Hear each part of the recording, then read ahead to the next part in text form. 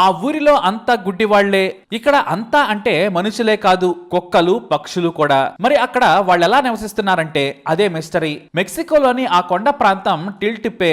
ఇక్కడ red Indians ఉంటారు. వీరి గ్రామం పేరు పురా. కొండ మీద ఉన్న ఈ గ్రామం దట్టమైన అడవిలో ఉంటుంది. వీరికి ప్రపంచంతో సంబంధమే లేదు. చాలా అరుదుగా కొంతమంది వారి దూరపు బంధువులు 40-50 కిలోమీటర్లు నడిచి అడవిలోని వేరే ప్రాంతం నుంచి వచ్చి వారికి బట్టలు చెప్పులు ఇచ్చి వెళ్తారు. వారి నుంచి అరుదుగా దొరికే చెట్ల నుంచి తయారు చేసిన మత్తు పదార్థాన్ని తీసుకెళ్తారు. మొత్తం 70 గుడిసెలున్న ఈ గ్రామంలో 300 మంది జీవిస్తున్నారు. వీరిలో 90% మందికి ఏమీ కనిపించదు. 10% మందికి మాత్రం కాస్త మసకగా కనిపిస్తూ ఉంటుంది. వీరి పిల్లలు కూడా అందులుగానే పడతారు. అయితే కాస్త కనిపించే వారికి చీకటి పడితే మాత్రం ఆ మాత్రం కూడా కనిపించదు. అయినా తమ వారి కోసమే జీవితాలను త్యాగం చేస్తూ ఉంటారు ఇక్కడి వారు. చీకటి పడ్డా సరే వీరి గ్రామంలో వెలుగు అనేదే ఉండదు. దీపం కూడా పెట్టుకోరు. వీరికి దీపాలే ఉండవు. అడవిలో తయారయ్యే ఒక రకమైన కర్రతో ఎక్కువసేపు వెలిగేలా చూసుకుంటారు. వీరి గుడిసెలన్నీ చిన్నగా ఉంటాయి. ఒక్కో గుడిసెలో 6 నుంచి 10 మంది పడుకుంటారు. తమ గ్రామంలోనే వయసుకు రాగానే సొంత ఇంట్లోని వారిని కాకుండా వేరే అమ్మాయి అబ్బాయితో పెళ్లిళ్లు చేసుకుంటారు.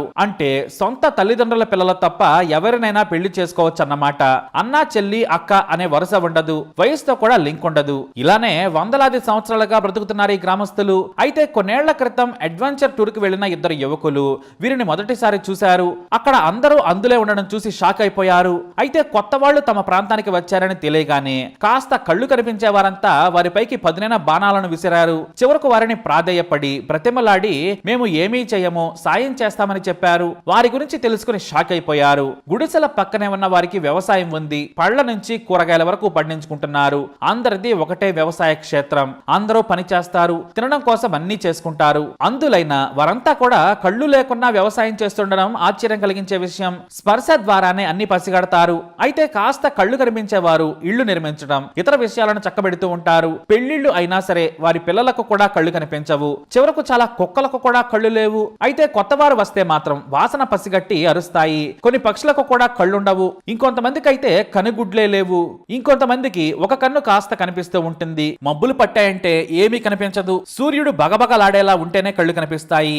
వీరి గురించి ఓ జర్నలిస్టు పత్రికల్లో రాయడంతో ఈ వార్త దేశవ్యాప్తంగా సంచలనం సృష్టించింది. ఆ జర్నలిస్టు ద్వారా ప్రభుత్వ అధికారులు ఆ గ్రామానికి వచ్చి పరీక్షించారు. కంటి వైద్యం చేస్తామన్నా వాళ్ళు నిరాకరించారు. కనీసం మాట్లాడేందుకు కూడా వాళ్ళు ఇష్టపడలేదు. పక్క గ్రామాల వారికి వీరి భాష జపోటి అర్థమవుతోంది. వారి సాయంతో అధికారులు ఈ గ్రామానికి వచ్చారు. కానీ ఎవరూ సహకరించలేదు. కొత్త వాళ్ళు వస్తే తట్టుకోలేరు ఈ గ్రామస్తులు. ప్రభుత్వ అధికారులు వెళ్లిపోయే వరకు నానా రచ్చ చేశారు. దీంతో వారు వదిలేసి అలా వెళ్లిపోయారు. అయితే ఇలా ఒకేసారి పుట్టుకతో కళ్ళు లేకుండా పుట్టడంపై కూడా సైంటిస్టులు పరిశోధన చేశారు. వందల ఏళ్లుగా వీరంతా ఒకే కుటుంబం నుంచి వృద్ధి చెందారు. అది కూడా కళ్ళు లేని వారి సంతానం నుంచే ఈ గ్రామం మొత్తం వృద్ధి చెందింది. తమలోని వారినే వీరు పెళ్లి చేసుకుంటూ ఉండడంతో వారికి జన్యుపరమైన ఈ జబ్బు కంటిన్యూ అవుతూ వచ్చింది. వీరికి కళ్ళు రావాలంటే మాత్రం బయట వారిని వివాహం చేసుకోవాలని సూచిస్తున్నారు సైంటిస్టులు. కానీ వాళ్ళు ఒప్పుకోవడం లేదు.